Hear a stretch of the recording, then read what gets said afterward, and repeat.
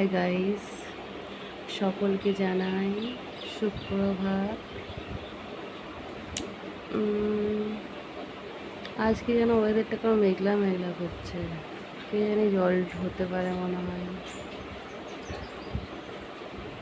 রাতে কি গরম, গরমে এত গরম লাগছে, কি বলবো। ঘুমাতেই পারছি না। রাত্রে আমার দুবার ঘুম ভেঙে গেছে। একটা গরমে ঘুম আসছে না, ঘুমাতে এত অসুবিধা হচ্ছে। সেরকম গরম লাগছিল।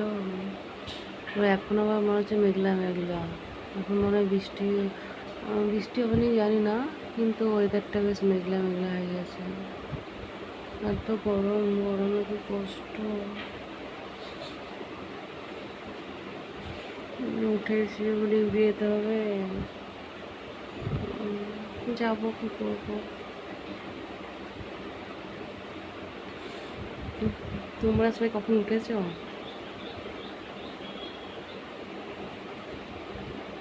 আচ্ছা, দই খেলে তো মানুষের ঠান্ডা হয় শরীর, তাই না? হ্যাঁ, আমি ওই জন্য দুধ খাচ্ছি না এই গরমের জন্য।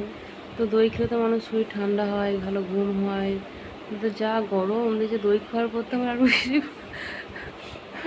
বেশি গরম লাগছে। তাহলে আবার দুধই খেতে হবে। এত গরম তো দইটাই ভালো বেশ। আসলে ওপরে রুম তো, এত উপরে রুম বলে আর কি গরম বেশি।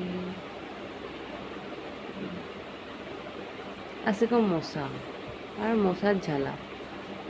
মর্টিন জ্বালিয়েছি, তারপর অলাউট জ্বলছে, তাতেও মশা আর কমে না। আর মশারি টাঙাতে হবে ভাবছি, মশারি টাঙিয়ে শোয়া অভ্যাসটা চলে গেছে তো, আর মশারি টাঙানো ভালো লাগে না। মশারি টাঙালে আরও বেশি গরম লাগে।